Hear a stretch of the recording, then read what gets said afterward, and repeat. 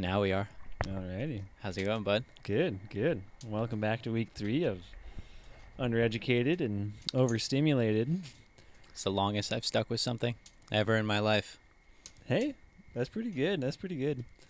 I think this fall, late summer might be the theme. As we get a little older, that might be the theme of our life, just sticking with things. The fall of our life, you mean? Like the autumn of our life? We'll just slow down, start slowly dying. No, well, I mean, yes ultimately, and no. yes, but I'd like to think of it as more of like a coming of life into a new life of A rebirth consistency is what that's often and success, A recoming. Yeah, recoming. Into the new life. So I just want to address this off the top. You guys can't see it. We'll include a video of it right here. And it's we have a fire pit. It's a chimenea. A chimney in Spanish. It's Chimenea? Chimenea. That's kind of nice. I like that. I think. I'm pretty sure it is. I'm pretty positive it is. So now I'm just questioning it because this is also called a chimenea, which it is a little chimney. It's basically a round. You'll see it right here. Mm-hmm. And we're sitting by the fire. So if you hear any crackling, just know that that's the fire. Instead of viewing it as some kind of issue with the audio, think of it as a feature. Yeah, it's intimate. It's nice. It's not too intimate, dude. Well, it's a little intimate. I don't know what you're feeling. It's not reciprocated. I'm feeling very relaxed, very comfortable. Cheers. Got some positive feedback from some friends. So I sent this over to some Miami friends and very close friends. Don't talk to them as much as I should. Yeah. But I was like, in case you guys wanted to see what I'm up to, get a little bit of a view into my life lately, check this out. And, a few of them listened, really enjoyed it. Nice. One of them even left a like and a comment on the video. Oh my gosh! If you're listening to episode 1, this, episode 2, both. Episode 1. I don't know if she listened to episode 2. Mm-hmm. It's fair. Yes, fair. But if you're listening to this right now, do me a favor, like and subscribe, and leave a comment. It really helps us out. Mm-hmm. We're trying to get figgity famous. Mm-hmm. But the thing that my friend said is, she said, we've always said Laz is like perfect for a podcast. That's really nice to hear. We knew that he was destined to do a podcast, something along those lines. I was like, what do you mean by that? She goes, because you like to talk and you know a lot about day-to-day shit. That's quite the compliment, It's a pretty good compliment. I said, you know what? Keep them coming. Yeah. I said, is there anything else you'd like to tell me? Yeah. Because I'm here for it. Well, gosh, maybe today's just a day for compliments. Was that today that you got the... It was during the week. I shared it during the week. Maybe it's the week for compliments. Why don't you let them know about your compliment? Give them some context. Well, I mean, on the way over here, I stopped by our local grocery store, Market of Choice. Pretty solid grocery store, I would say. It's got organic options, local options, and then also conventional options. So it tries to, You're just showing cover how much the whole You're showing how much money you make right now, dude. Yeah. But as I was checking out, I got a compliment on my mustache. Nice. And I was flattered. And then I got another compliment on the mustache shirt combo. From a different person. A different person, yeah. Oh, I thought this was the same person. Well, they were right next to each other. One sparked the other, chain reaction kind of thing. Mm-hmm. Mm-hmm. And then the cashier. Well, no, the cashiers were the ones that were dishing out the compliments. Oh. Yeah. Anybody else in line behind you is like giving you a quick check? No. Quick little look? No. I should have showed them my boots because I like these boots. The boots. Boots. BOTS. Mm-hmm. Nice leather. I notice you always dress up for the pod. I feel like you just dress up in general with the boots. These boots do require a certain amount of dressing up to wear. Yeah. They're comfortable, though. They're good. I have worn them with shorts before, but it feels out of place. Yeah, I can see that for sure. The only thing that I feel comfortable wearing with shorts is sandals. It's not always appropriate. Yeah, me too. However, recently I started wearing tennis shoes. Mm-hmm. I haven't worn tennis shoes since I was in, grade school probably. Yeah. Because at a certain point I was like, oh, these are not stylish. So steered far You were away into from them. style back in school? A little. My older sister was my stylist, so she would Nice. tell me what to wear and what not to wear. That's pretty sweet. Yeah. Yeah. I have to figure it out on my own the hard way. Oh, man. That does sound challenging. Dude, older sister's great to have. Can teach you a lot of stuff. I should get one. Yeah. Yeah. You can have one of mine. I don't want your sloppy seconds, dude. No. You're like, Or you can no, have the one I don't want. we'll welcome you into the family, and then you'll have freaking 6 you older go. sisters. There you go. Yeah. Where would I fall on the spectrum? How old are you again? 29. 29. How old am I again? I think I'm 28. 28. I was born in 96. Yeah, I'm 28. So would I be the youngest? Or is there one You'd younger be than the me? second youngest. You'd be just under me and just above Scott. But all the sisters are older. Yeah. Yeah. Okay. Scott's still the baby of the family, though. He is. Yep. He's 26. Just a little youngin'. I think I only want in if I'm the baby. Scott's got a really big beard, and he could pull off like 35 pretty easy. So. Okay. So we're working with something here. Yeah. All right. Call the family up. Yeah, we can make it happen. Let's. One of us is gonna have to bite you though. Because that's just... Do you have to draw blood? No, just chomp. Wherever you'd like to be bitten, it's just how the ritual works. It's got to be a full moon, too. It's just what happens Yeah. when you're part of a clan, a hunting party, one might say. We'll turn you into a werewillis. That's what they're A called. werewillis? Yeah. Dude, that's good. Yeah. That's great. There's a certain amount of them out there. It's kind of like... when a sibling brings a friend into the family, like at a reunion or a gathering of sorts, and then the family kind of is like, oh, this person's good. We like this person. Nice. And then in time, they just kind of get absorbed by the clan, and all of a sudden you're part of the family. Full moons, you just don't know what happened. You wake up the next morning, your clothes are all torn. Yep.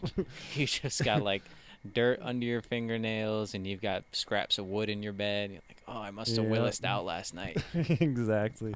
Nice. Exactly dude. how it happens. Well, I aspire to it. Do you fly in? What do you guys do for the holidays for Thanksgiving?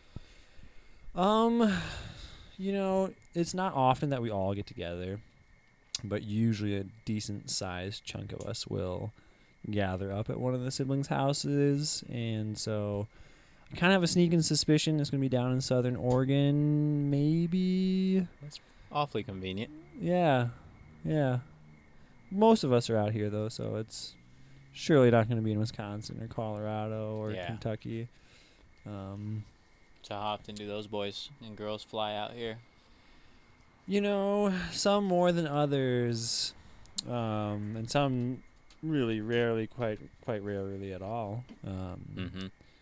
But I think, actually, the big gathering is going to be my brother's wedding in October, which is Thanksgiving's in November. I was just thinking Thanksgiving is the end of October. This whole conversation. Oh, speaking of, you got Halloween plans?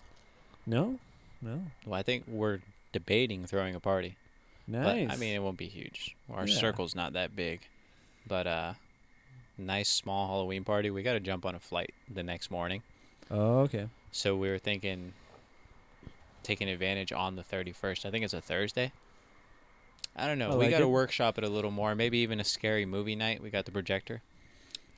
I'm not a huge party animal like I used to be, What? I know. I'm kind of tamed down a little bit, Same. Yeah. Don't really like hangovers that much. Drink Crushwell.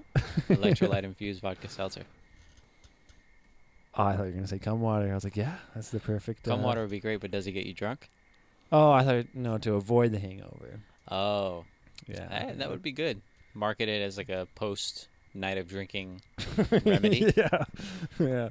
I think that would sell well to the groups too, Have you seen how people will cut memes together? So there's a really popular one of someone that's like slashes the top off a coconut, and it sprays water everywhere, or coconut water. So Yeah. what they do is that they'll like splice themselves in, and they'll get a bucket of water in the face for it. You've seen this? I have. Cum water ads written all over it. That is perfect. That's already like a sensation too. Like it's. We got to jump on it quick. Yeah, we got to make this cum water. I'll get started on it tonight.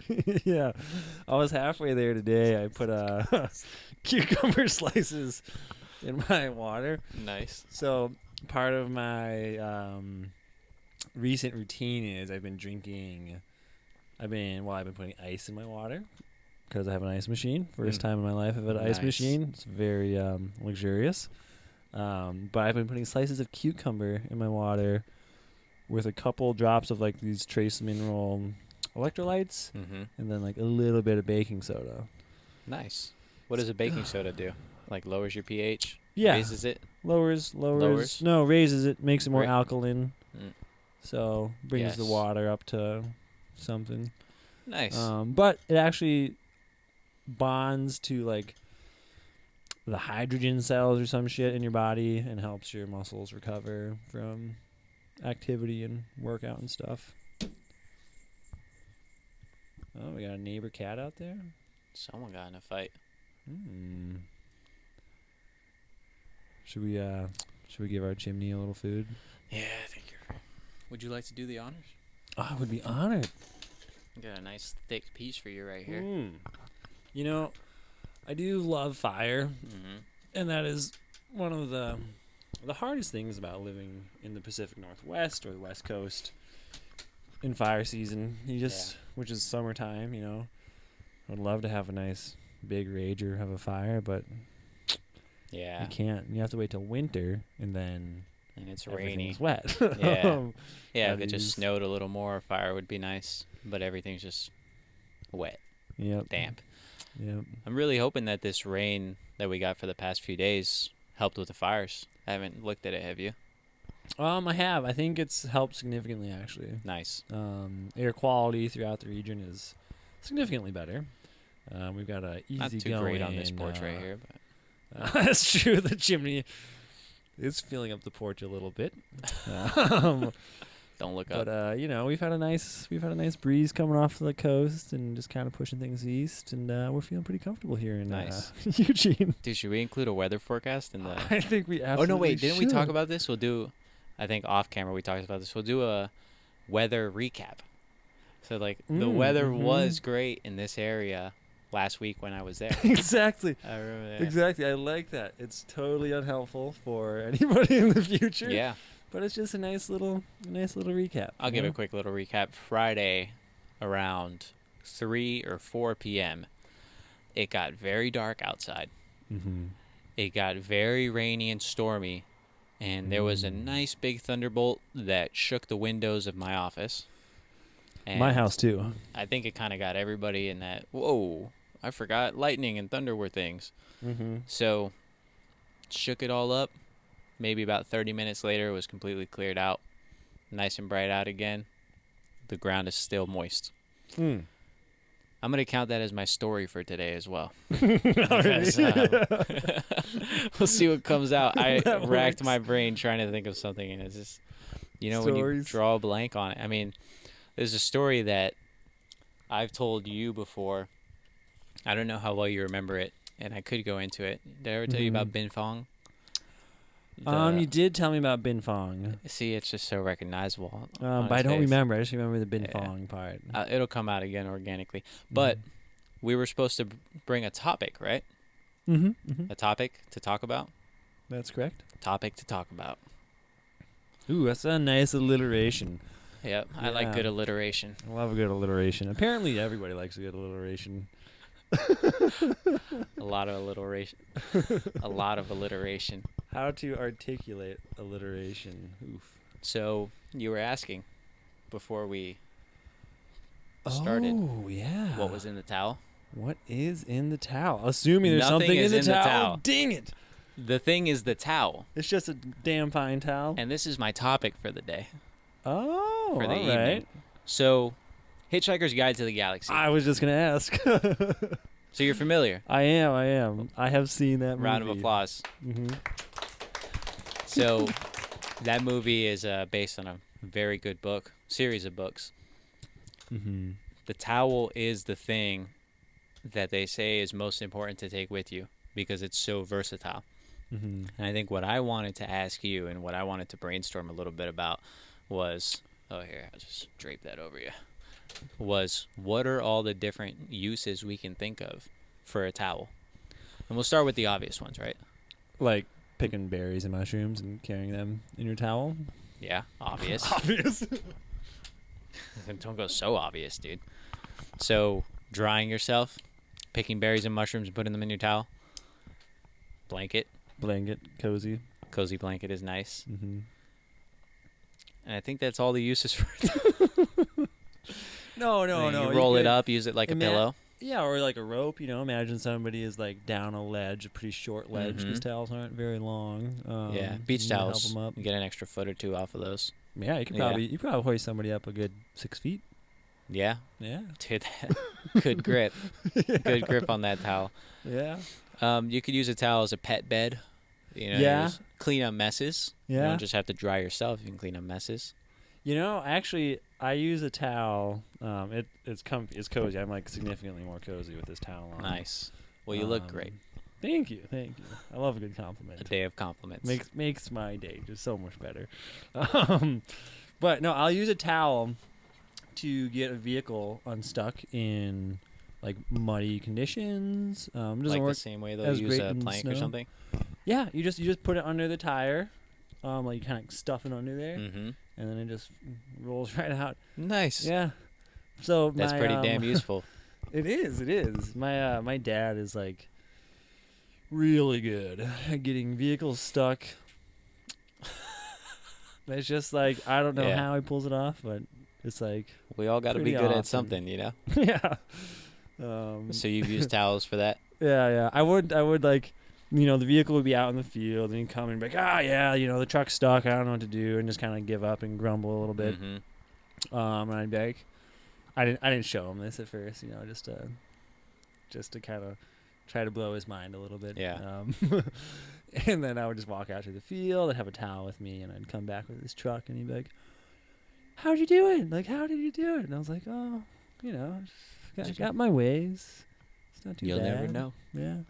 And then he found a You're gonna miss me when I'm gone. a dirty towel in his truck, and he was like, "Oh." You left evidence? I left evidence. God. And he caught on. You can never be a magician. Yeah. No, I couldn't. Here's my story. I've got it. I knew it would just come up spontaneously. Mm-hmm.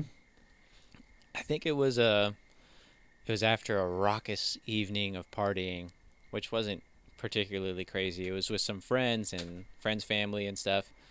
Ended up having a shindig, and I had quite a bit to drink.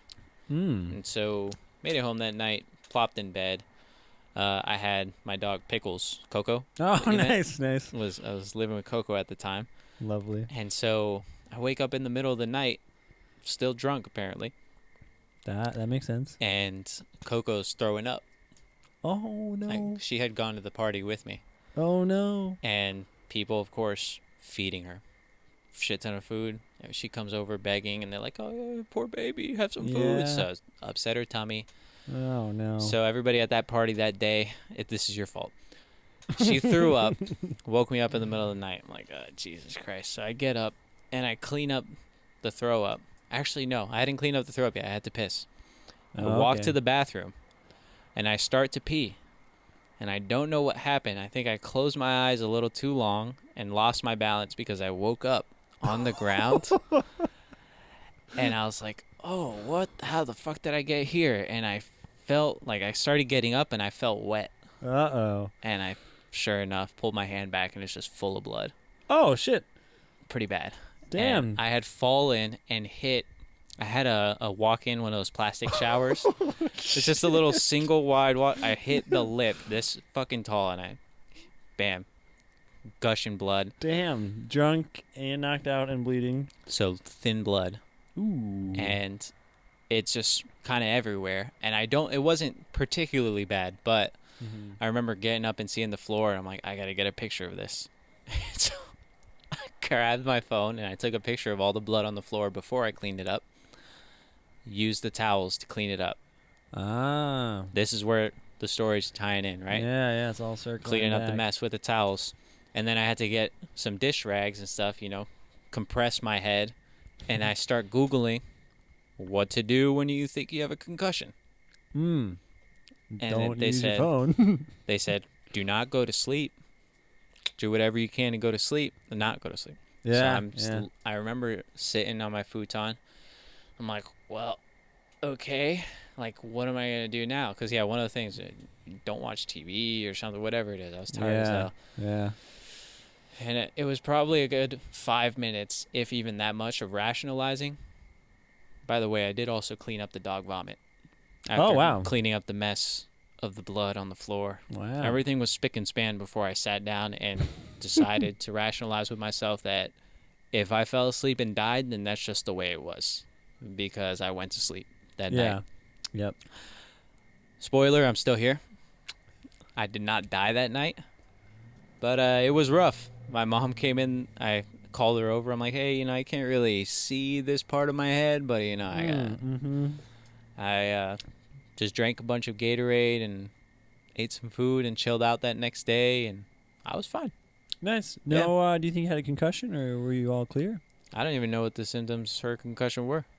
I don't feel any different after that day. Yeah. I drink less now. That's good. That's probably smart. However, I kind of do want another beer. Yeah. We can get one. Yeah. These, shout out to Good Life P.O.G, P.O.G, not P.A.W.G.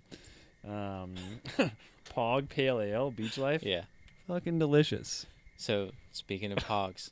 Like P.A.W.G? Yeah, well, my little cousin, he's probably 5 years younger, so at this point, he's like 22, 23. Okay. And he's in college with his buddies, and they're talking about, oh, this shit's so P.O.G, that shit's so P.O.G.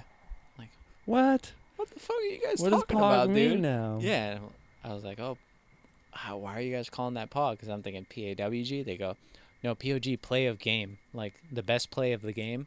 Oh. But they were using that to mean super cool.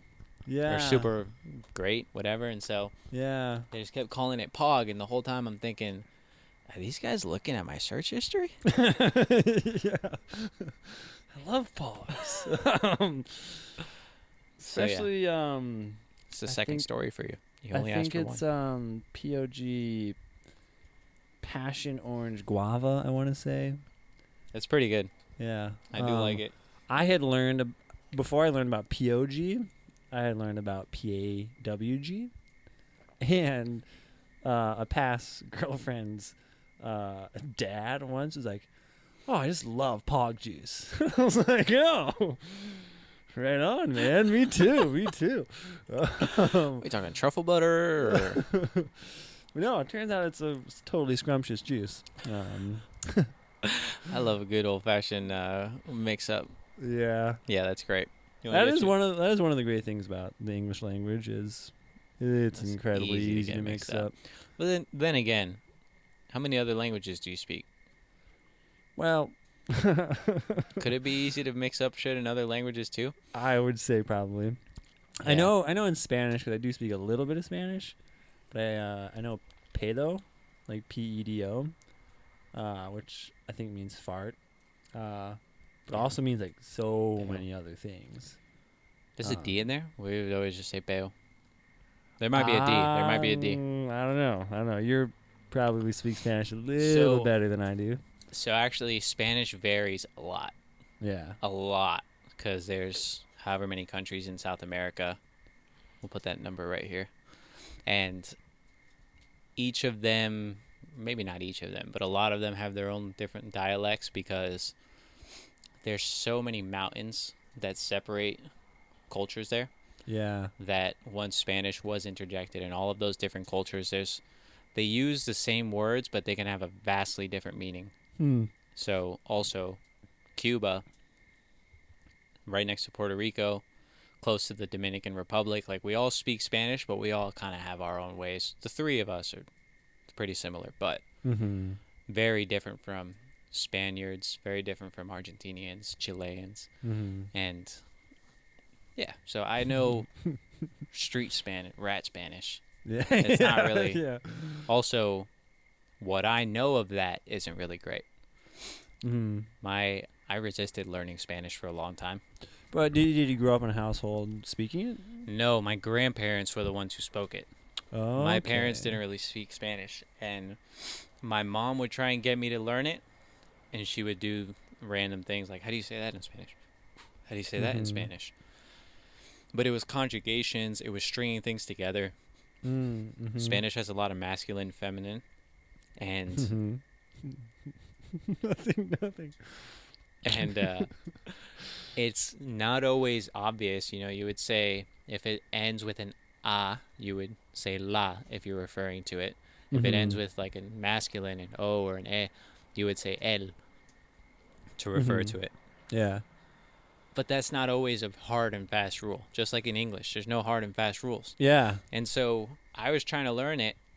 You guys keep fucking changing the thing on me. Like, why are you telling me this and that? And so I didn't learn until working as an electrician with a bunch of Cubans that finally I just wanted to talk to them, and worked with one guy that was particularly interesting. I'm like, you're going to teach me Spanish, dude. And I would walk around with I can get by. But he would start using these words because we were talking about more complex things. I'd be like, what does that mean? He'd go, oh, this is this. And so I'd write it down in my notepad. And I had a little pocket notepad with just a dictionary of words that when I would try to explain a concept, I'd go as far as I could in Spanish and then hit a roadblock. Be like, how do you say this? Because he spoke English too. Yeah, that's nice. And then he'd tell me. So that was how I learned Spanish. It was a little bit later. And then I was able to talk to my grandparents a little bit better and joke around with them and stuff, which I'm really grateful for, because that's cool. Before, the whole conversation was, how was school today? What did you eat for lunch? What you for dinner? Okay, bye.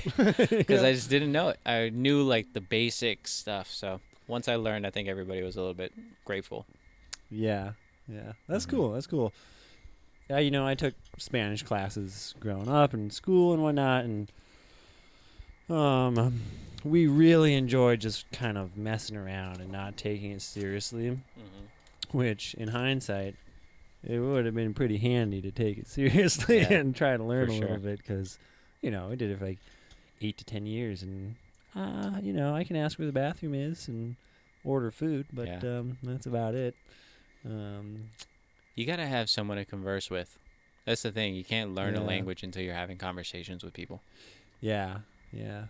I think that's why the people that you can get a job tutoring online, and basically you're just having conversations. You don't have to know too much about the other languages. You have to know about English. Yeah. And so you'll have a conversation, and they'll hit a roadblock, and you go, actually, you would say this, this, and this if you're trying to express this. And they know enough English to understand you.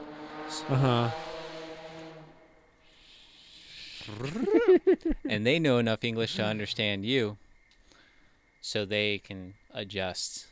And I think that's how a lot of people actually get visas, is because most of the world is trying to learn English. Yeah. So yeah, pretty cool thing, man. Let's go get you another beer. That would be lovely. That'd be lovely. Yeah. Thank you. I'll just share some intimate eye contact with the camera here.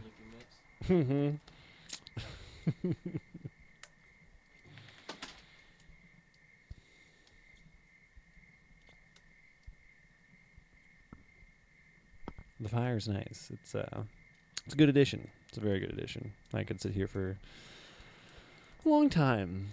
Might be hard to talk forever without my podcast co-host here. But I could give it a whirl. Oh, and he is back with our fresh P.O.G pale ale. Keeping the kitty in. Dude. Yeah. Yeah, you should keep the kitty in, until it's needed. That's what I'll tell my daughter if I have one. She'd be like, all right, I did not let the cat out. I don't know what you're talking about. But. Do you want kids? Yeah, but also I'd be okay if it didn't happen. You know, I used to think I wanted like a whole bunch of kids. Like, oh, it'd be so fun to have 10 Mm-hmm. kids and a farm and kind of recreate the life that I grew up in, but much more peacefully and financially stable. Mm-hmm. But then a couple years ago, I went to another one of my brother's weddings, and all the kids were there, all the nieces and nephews, and there's like 25 some odd nieces and nephews, and I was like, you know, maybe I don't want kids. All Mm-hmm. my siblings have kids. They seem a little stressed. Yeah. Yeah, and there's a lot of them, so maybe I can just be an eccentric uncle that comes and visits on occasion and brings gifts and stories and. Most people say like, "Oh yeah, I'll be the cool uncle. I'll be the cool aunt." I like that you said eccentric. Same thing happened to me, dude. My first sip of the other one. Caught it on camera. Do a super cut of the both of those things happening. You caught your my brother Shady and I call that turtle mouthing Oh yeah. when you don't open your mouth wide enough for whatever you're drinking and it pours down the sides. Oh, okay. So mine was I tilted the can a little too early and didn't anticipate how filled it was.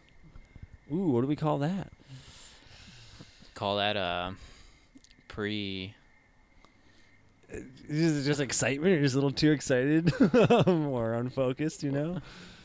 It's almost like jizzing in your pants before Oh, you're yeah, supposed like to actually engage in the act. It's like Yeah. you just got too excited. I want to say pre-sip, but that's already the name of a beer at Falling Sky. Oh.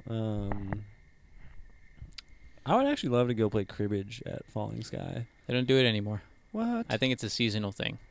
It Only may in the summertime? Or spring or whatever? No, they stopped doing it 2 or 3 months ago. Oh, So dang. it might be coming back. I'm not quite sure. I've heard rumblings. But Hmm. right now on Thursdays they're doing beats and brews. So basically live DJ with vinyls. Oh, Sometimes chill. it's the owner, Steve. Other times it's a couple other DJs that he knows. Nice. Spin some vinyls, Cool. have us a beer. So when you say spinning vinyls, does that simply mean putting a vinyl on a record player and letting it spin freely? It's not Yeah, like you're not and then manually scratching spinning. it. It's like when you like make it go. I don't know if any of them are that cool. Oh, okay. I feel like they're just basically curating a playlist yeah. on vinyl records. That's pretty chill though. It's cool. It's vintage. It's unique. I think that's the appeal. Yeah. Is people don't want to let something like that die. Yeah. Well, why not bring CDs back? CDs were pretty cool. Can't scratch a CD. I mean, you can scratch a CD, but it's not what you want to That's actively true. do. It's not like a record. Definitely don't want to scratch it, then it'll not work. Actually, I haven't listened to a CD in so very long, It's been a minute. but I would love to. Yeah. That feels like a nostalgic thing for us. I guess you're Gen Z. No, I think I'm a millennial technically. Well, so I thought I was a millennial, and I'm born in '95. So what does that mean? But somebody the other day was telling me I'm a Gen Z, and I was like, good. Screw you, millennials. Zoomer? Is that what Gen Z is? Yeah, if the baby boomers were boomers, they say the Oh. newest generation are called Zoomers because they're just going so fast. Oh. Just moving through life like.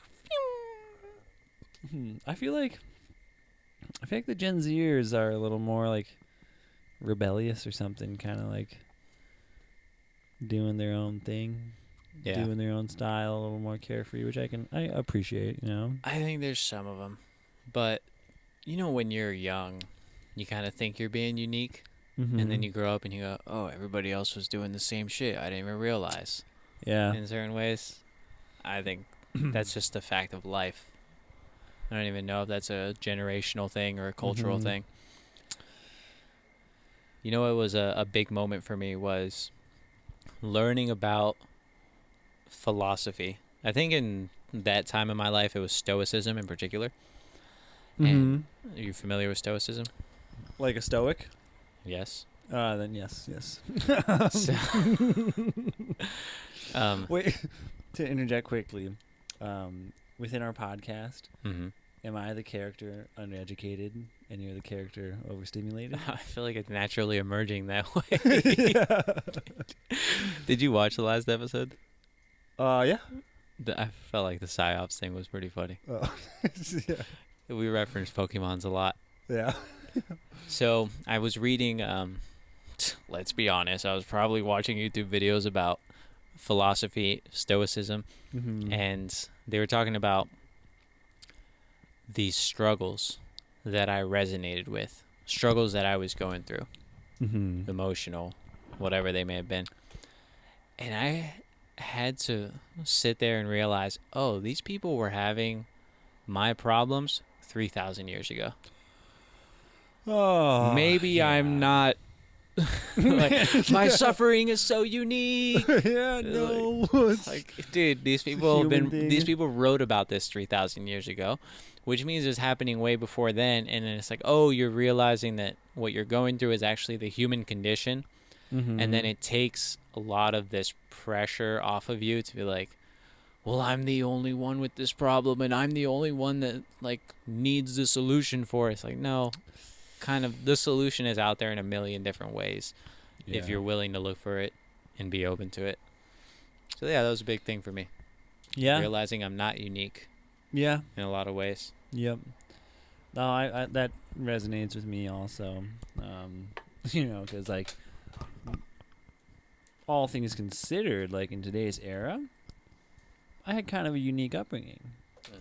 Absolutely. But in a more worldly view and a more timely, I guess, throughout the times, not at all.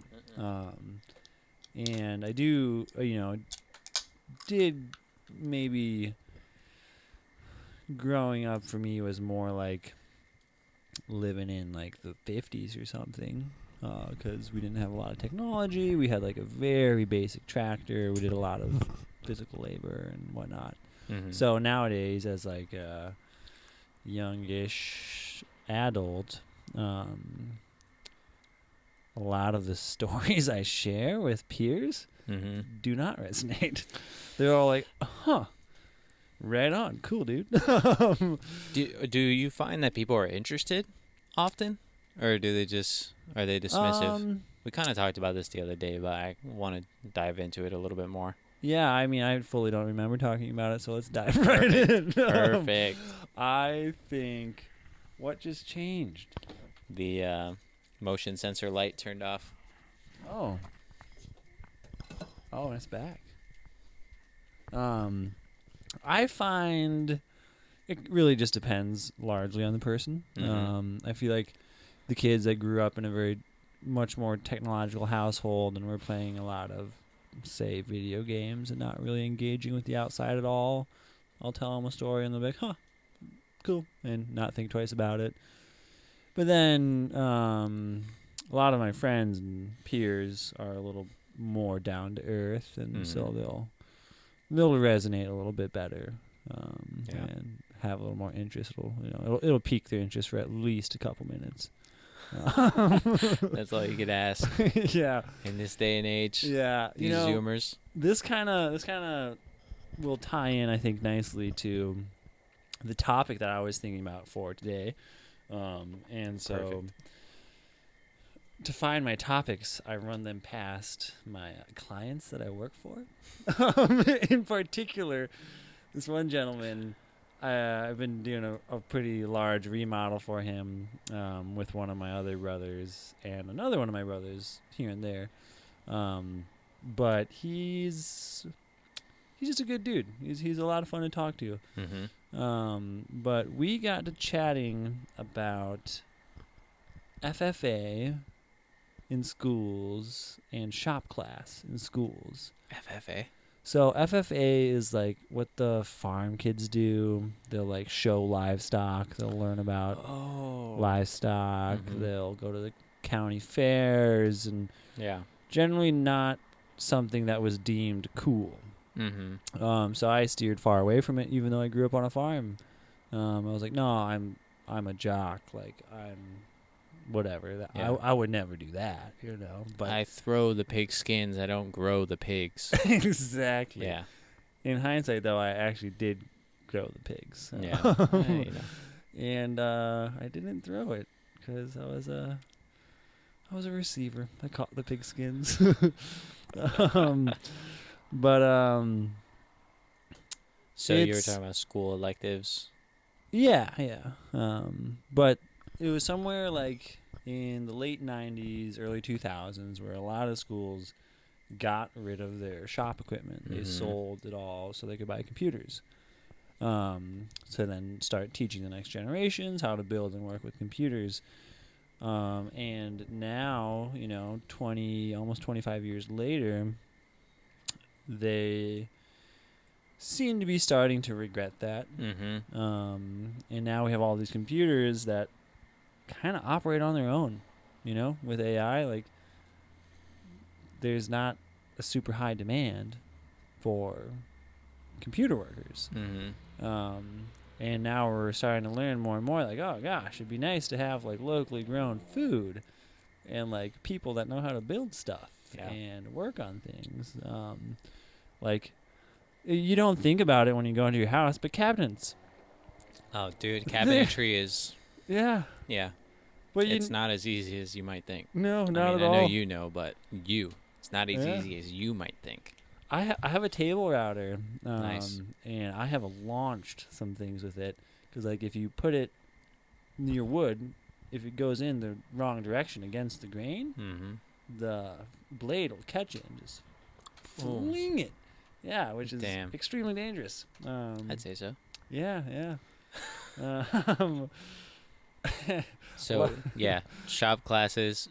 It seems like the demand now has shifted from technology to more hands-on trades work. Is what you're saying? Yeah, definitely. Being working in the trades, I learned a few years ago that the rate of retirement to a new tradesman coming in is 7-1. So for every 7 guys or gals that retire from the trade, they're only going to be replaced by 1. That in a bit of a greedy way got me a little bit excited because I was like, I'm valuable. Yeah. Like, there's not a lot of me out there. 7 people's work that I can do. Yeah. But still pretty broke, so that'd be nice if it'll fall into place here, and all in good time. When I was making good money before as an electrician, my dad used to always just tell me, "Just give me your money, I'll manage it." Like, yeah. Okay. Sure. Probably should have let him do it. Hey, maybe actually. Yeah, I think so that was something that I actually was face to face with when I was in the trade. That was a pretty big conversation. Is a lot of the old guys would be like, "Hey, you're my replacement," and there's not that many of you guys. And I got out of the trade, but I remember having conversations with people in my family too, where they're like, "You've got whatever." We had 3 pensions or like 2 pensions and a retirement. I don't really know the details, but they'd be like, "You need to understand this. You need to look at your pensions, like pay attention." I go, "Why? What? I'm not gonna get that money. What are you talking?" And maybe I'm wrong. Maybe I'm fucking wrong.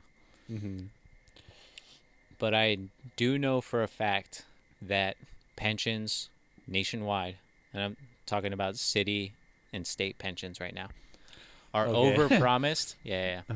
I know what those are.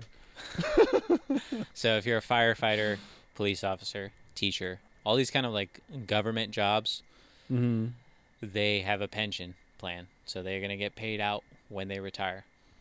Companies used to offer pension plans. In order to be competitive with companies, government started to do it. So companies realized very quickly that it actually was not a smart financial move for them. Also, loyalty to a company went down, so people wouldn't stay their whole time, whatever. The gist of it, companies shifted to 401k, like matching and things like that. Government stayed on pension plans, where they would basically guarantee you a certain amount of money when you retired, based on how much work you put in, all these different factors. The problem is that all of those pension plans were based on the assumption that the money in that account would grow by at least like 3 or 5% every year. Mm-hmm. Obviously, the market dips some years, it booms other years, there's recessions, there's depressions. Yeah. But here's the other thing, is that firefighters in particular, they retire super early because of the nature of their work. Dangerous. They're not going to do it until they're 65. So since they retire early, at certain points you have like 3 generations of firefighters collecting a pension. And so you have all of these state and local pensions that are promised. They're overpromised by something like $3 trillion, which is saying all the people that work for them, they're like, you're going to get this much money when you retire.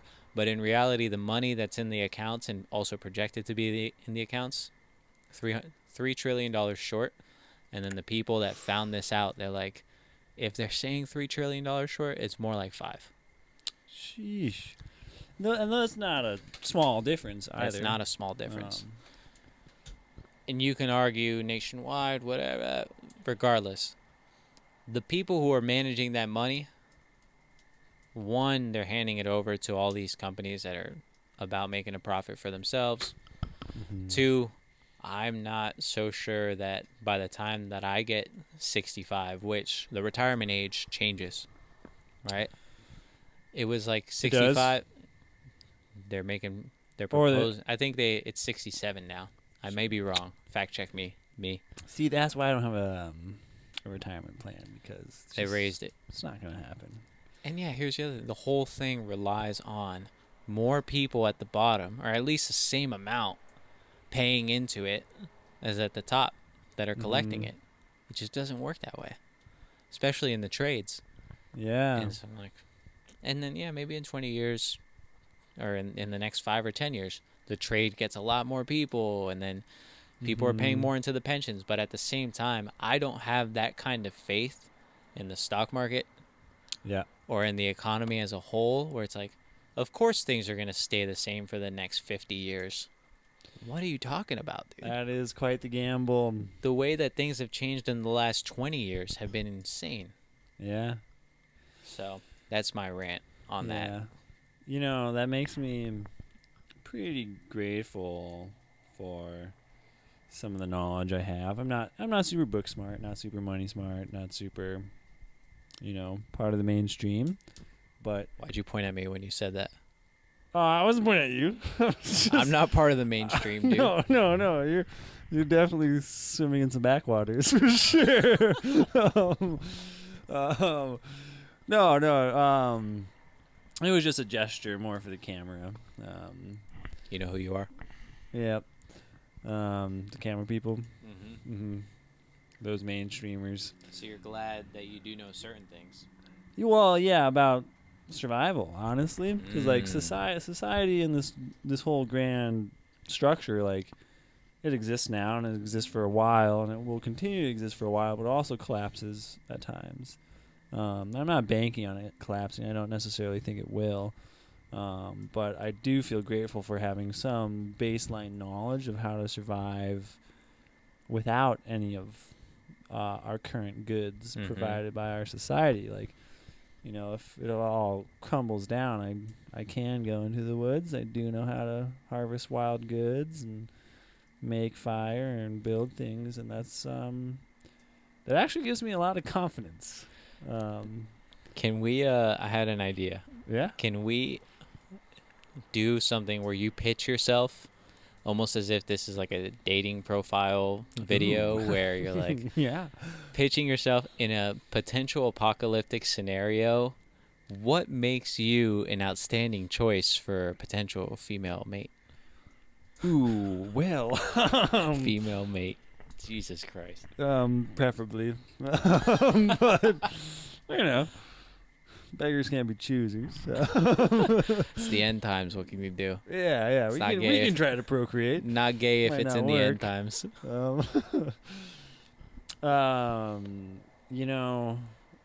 It's not so relevant out here because this is not my home turf. Sorry, but if you're going to make this pitch, make it to the potential. Wait, you don't want me gazing in your eyes while I make this I want you pitch? to seduce them in this potential apocalyptic scenario. Well, I know what sunchokes are, or Jerusalem artichokes. It's a wild tuber. Kind of looks like a sunflower, but if you yank it up in the late summer, early fall, it has these pretty tasty and I believe pretty nutritious tubers that are kind of like if a cucumber and a potato had a kid, you'd get a sunchoke. Sustains life. I've heard about those. Yeah. They're delicious. I haven't heard that. Some people might not like them. I think they're good, though. I think they're good. I'd say they're better than artichokes. Okay. Because artichokes are pretty useless, honestly. They're just kind of pokey. Sunchokes. So is this a plug for sunchokes, or is this a plug for you? Well, I do think it might be a better plug for sunchokes. I think actually I've thought about this before. I love the idea of like creating a superfood. And marketing it just like they did with like avocados in the early 2000s, like acai berries. Yeah, acai berries. All these different miscellaneous things that they might be good and all, but they're also just another plant or another fruit or another whatever. Like it's all good. Basically, just take a basic fruit, vegetable, market the shit out of it. Is what you're saying? Yeah, kind of like what they did with P.O.G. Yeah. Just market the hell out of it. Wait, which P.O.G? P.O.G. P.O.G. Yeah. Honestly, I feel like I've heard of P.O.G, but it was completely out of my mental sphere until you just brought it up today. So they didn't do that good of a job of marketing it. Because acai berries, I knew. What if P.O.G sticks with you now for a while? We'll see. It's not going to be better than cucumber watermelon. Cucumber melon. Dude. Cucumber melon water. That's a reference to the previous episode. Watch it if you have a lot of free time. I mean, you can put it on during work. Yeah. It could be distracting, though, depending on your job. Can we do a quick promo for our own show? Oh, yeah. You may be listening to this on your commute, or maybe driving, or maybe upstairs in my house working. But I just wanted to let you know that we're grateful. We're grateful for all the time you spent listening to and watching our podcast, because I look at YouTube Studio on the back end and the numbers are booming. Oh, that's wonderful. I wouldn't say they're booming, but they're a lot higher than I expected. And I think a lot of that is thanks to you telling people, and a lot of that is thanks to you people for watching it. So I'd just like to say thank you. I'd also ask, if you don't mind, if you've made it this far. Ooh, are you going to do the Chances are you haven't made it this far unless you're sitting upstairs in my home right now. Please hit the like button. Leave a comment. Tell us how much you love it. Yeah, it'll make a big difference. We'd really appreciate it. Hit it with passion, preferably, not gusto. Yeah, gusto. Hit it a couple times, but make sure you hit it enough so it ends on a like and not. But don't hit it hard enough that it leaves marks or bruises or anything. Yeah, that wouldn't be good. I didn't know computers could experience such a thing, but we wouldn't want that. I mean, if they can have viruses, they can get bruises. That is a good point. What if all these things that we think are inert, like computers and our machines and our clothing, kind of like we were talking about last week, what if they're not? So actually, everything has consciousness. This is a Buddhist idea, and probably a few other religions have had this, but every single thing creates consciousness. It's just not at the same level that we might understand consciousness to be at. Is consciousness a frequency then?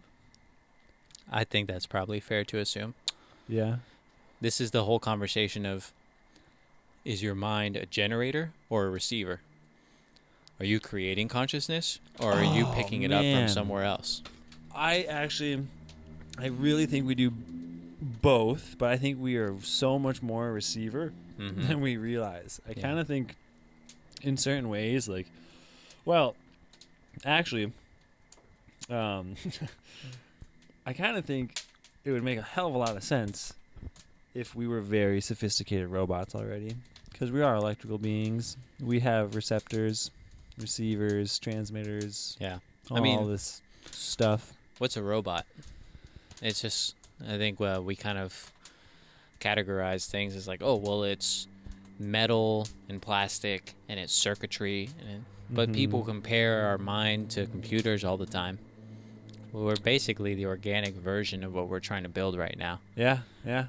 And I think it's a pretty trippy idea to try and imagine organic technology, which could be exactly what we are. I think that's where we're headed, though, too. I think we're gonna like. It may be where we came from, and maybe what we are, but I think it's what we're gonna get to. I learned or relearned relatively recently, like the internet is currently a very physical thing. Like there's these huge long cables that run all the way under the ocean. These fiber optic cables, and they're all over. Like they're all over the world. But I think that's a very crude version of what internet will be in the future. And I do think, like, I'm not a huge historian. I live in a pretty physical world, work with my hands, pay attention to what's in front of me and stuff. But I think there's some information or knowledge around pyramids that is super forgotten. Dude. Yeah, don't get me started. Yeah. From an ancient internet that worked then, that was more, these were more of like these pyramids were more like they projected than were into the ionosphere. Tombs or whatever. Yeah, there's no real evidence that the pyramids were actually tombs. That's also ridiculous. Like, oh, this guy was so good, or this lady was so good. Let's build a huge tomb for them. To be fair, there are pyramids that did have mummies in them and sarcophagus. I don't think that all pyramids were power plants, and I don't think that all pyramids were tombs. It's just, there's some pyramids where it's like, oh, this shaft goes to this chamber and it's not big enough for anybody to actually go through, and it's not like there's any exposure to the outside light. It's because they're like, oh, maybe it's for ventilation or something like that. But in reality, the science behind it, I couldn't begin to explain. There's videos on this. I'll link them in the description, just for those of you. Nobody's gotten this far, but just for those of you. It happens. It does happen. It might continue to happen more.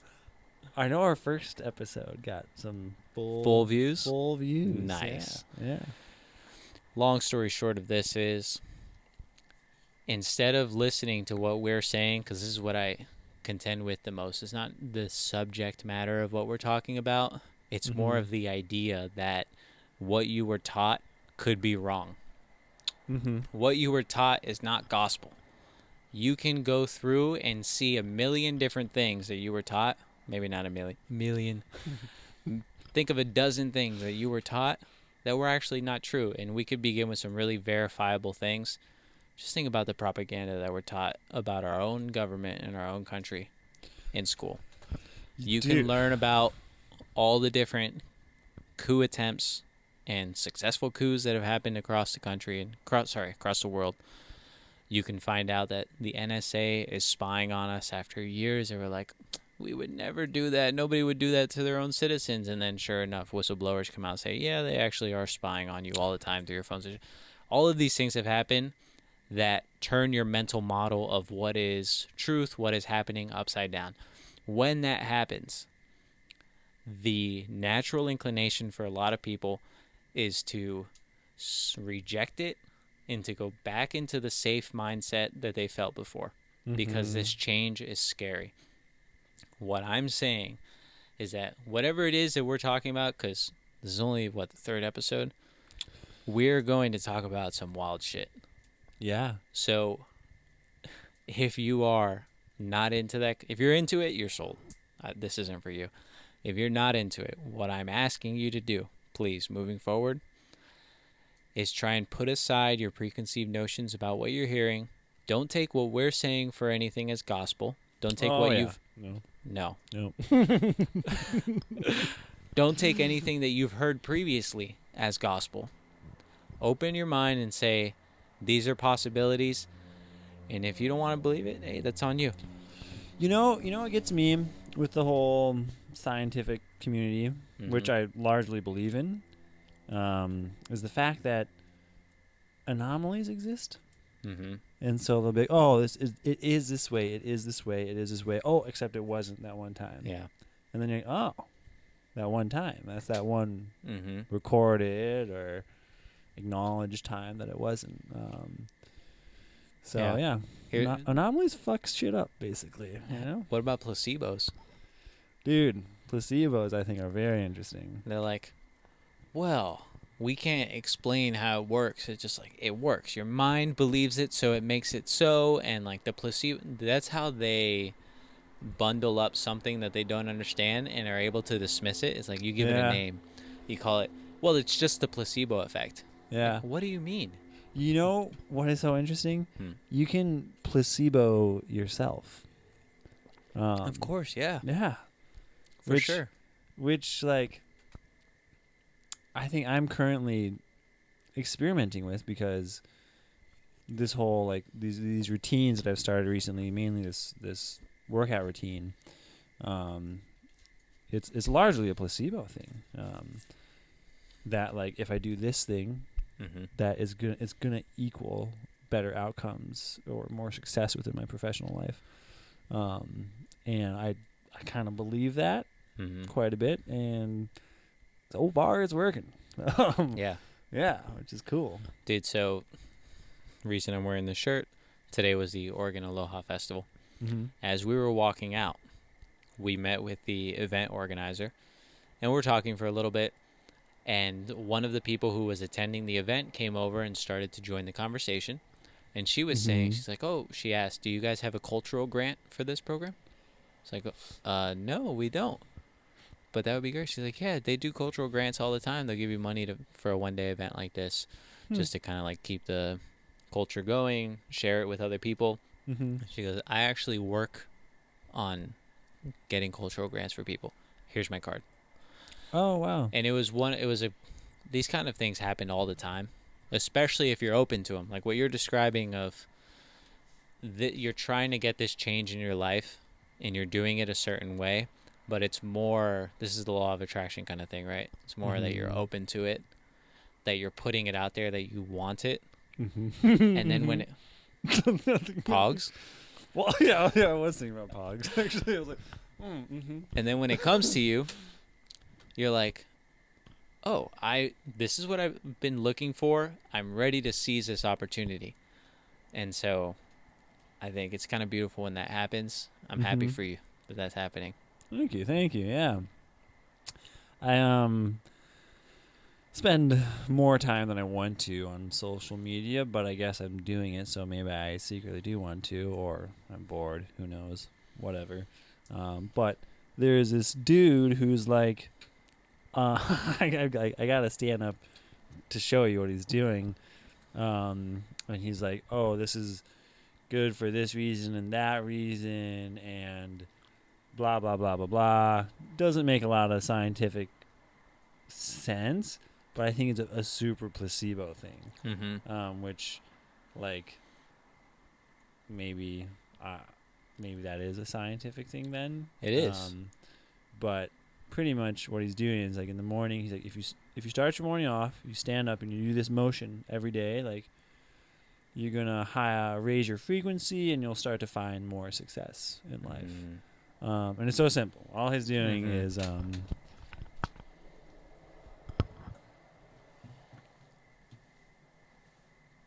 Nice. I love it. Yeah. Swinging your arms back. For those of you listeners not watching, swinging your arms. Very wide arcs. Yeah.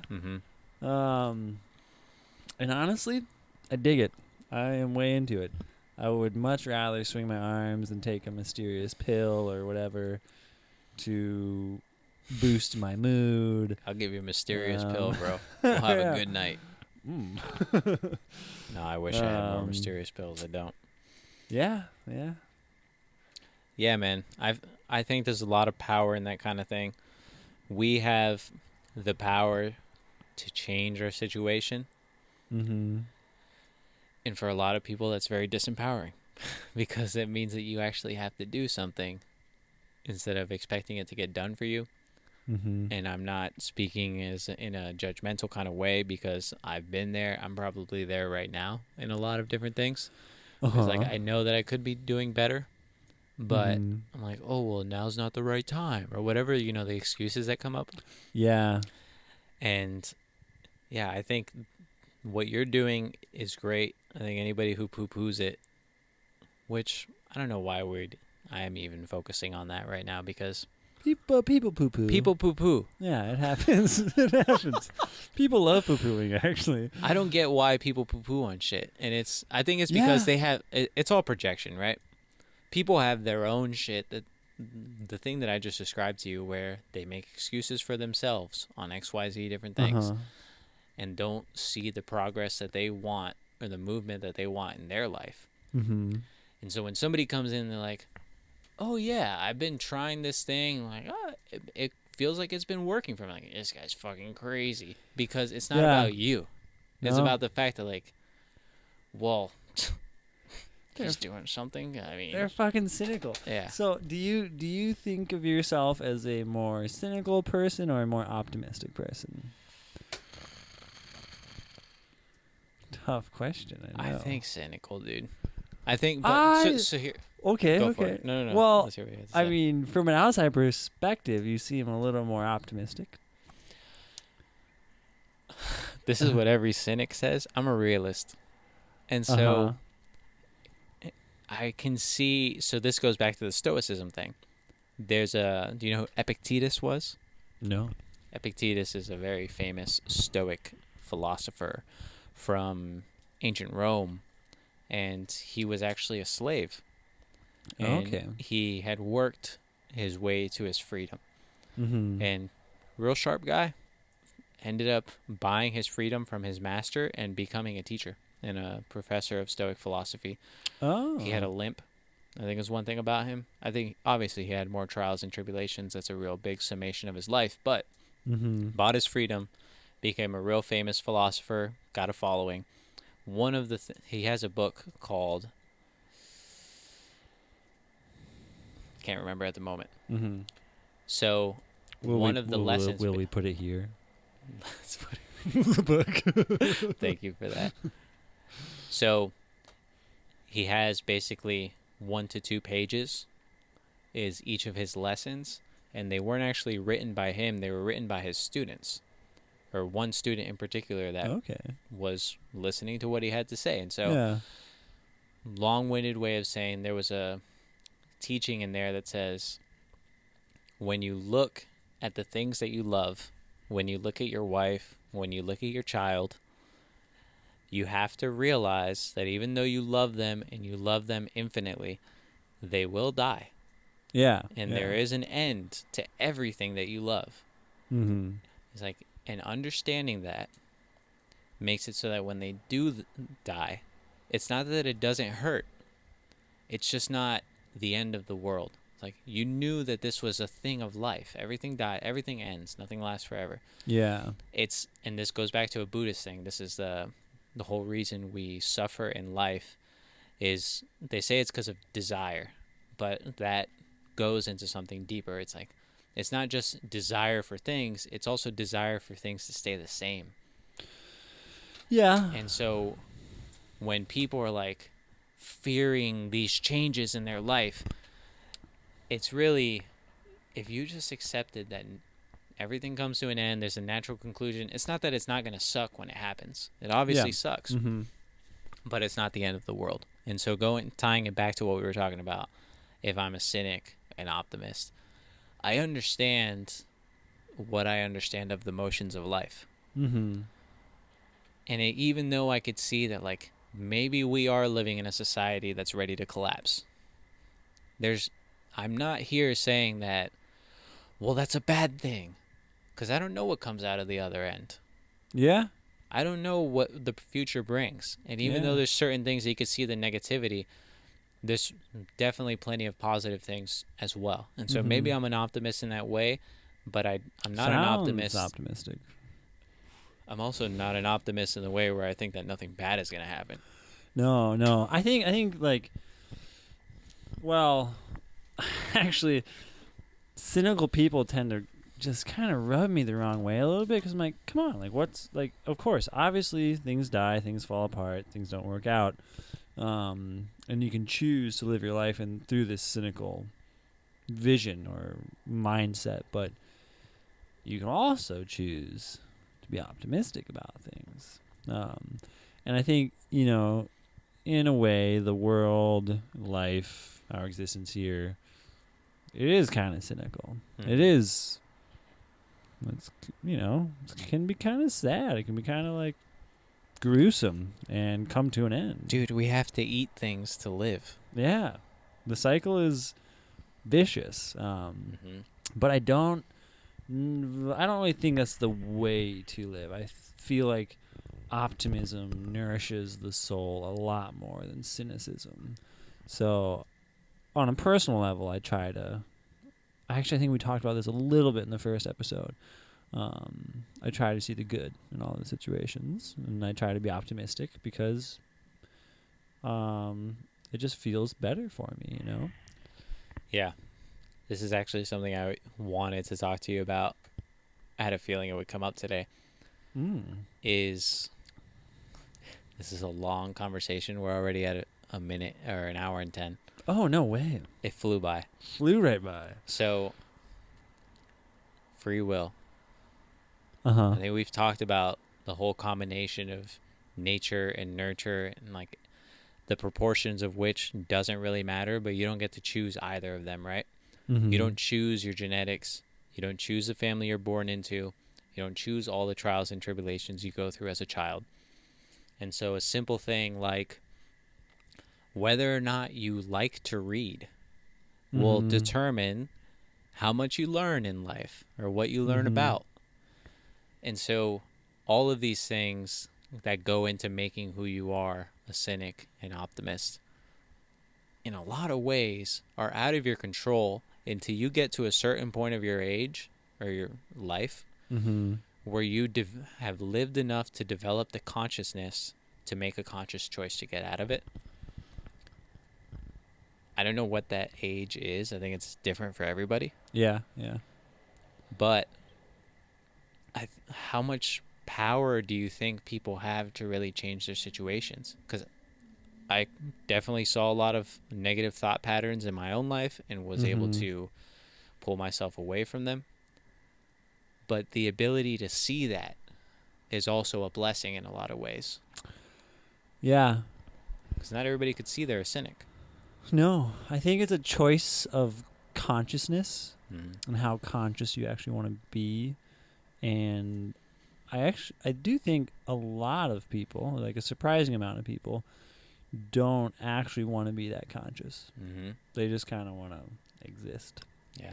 And have their creature comforts and drink their P.O.G pale ales. And Sponsored by? Yeah. Not. Hopefully, that would be great. They're local-ish. We're sponsored by P.O.Gs. P.O.G. Oh, that would be even better. I mean, for me personally, I could use that.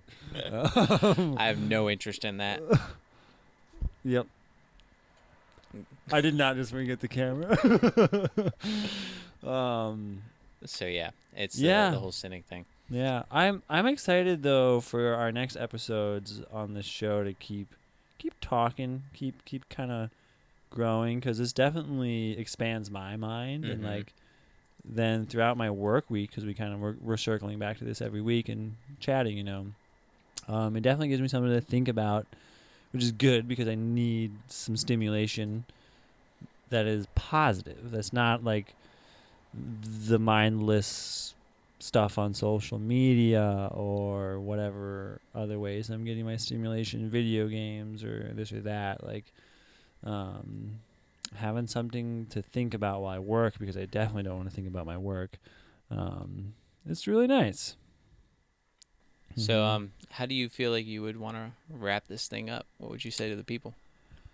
Gosh, I don't know. If you're still here, thanks for sticking around. Jesus, you hit are a that, vet. hit Thank you, that. baby. I love you. Yeah, I love you too.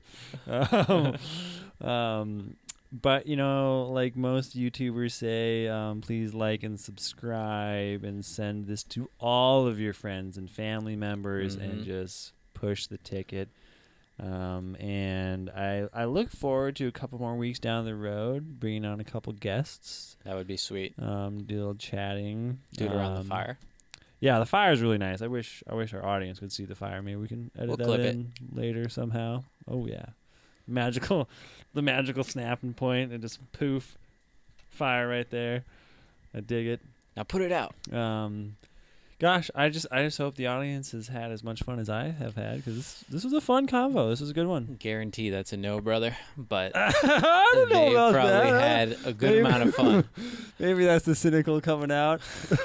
They've had a good amount of fun, but not as much fun as us, dude. That's true. This has been a good time. So, yeah, I hate the whole like and subscribe thing. I think it gets annoying with a lot of big audiences, but we are at that stage where, how about this? What's our goal? What's our growth goal? How many? So right now we got like 28 subscribers. Wow.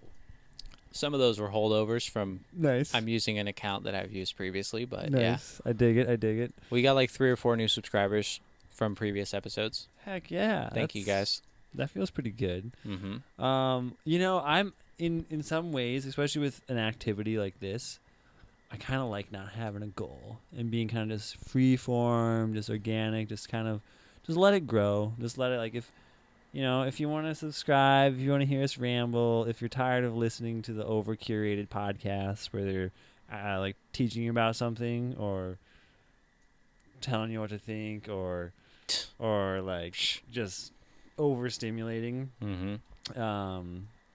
just pull up on our couch here and open your ears and give a listen, and we'll just see where this puppy goes. Okay. So then I rescind, please like and subscribe. I think I just wanted the audience, the people that care about us and want us to succeed. Mm-hmm. I wanted them to know that them liking, commenting, and subscribing actually does make a big difference. Well, I think it does, for sure. It makes a huge difference. Yeah. I think the thing is, I think I'm on the same train as you. I don't want to push it. Mm-hmm. I don't want to push it. I think if you guys want to do it, do it. I just want you to know that it actually does have an impact, because not everybody understands that actually does help us. Yeah, it does. I mean, in the long run, if we continue to do this and grow it, which I'm totally down. Yeah, why not? And if we find some success, hell yeah. And our success, does come from us providing the content, but it ultimately comes from the listener and the subscriber and the people click and like, because we live in an interesting world.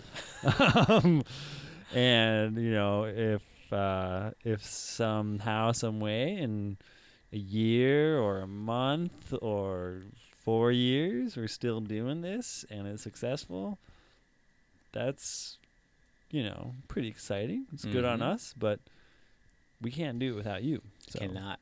Yeah. Can't. If YouTube wants to start paying us, I would take it. I would be stoked.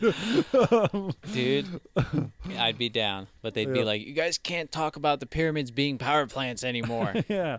No more ancient internet.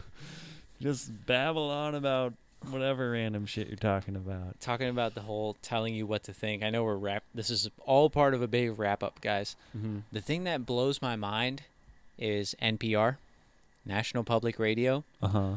How in an American society where we're supposed to be wary of the government, there's a state-sponsored news channel, and you're not looking at it with some hesitation.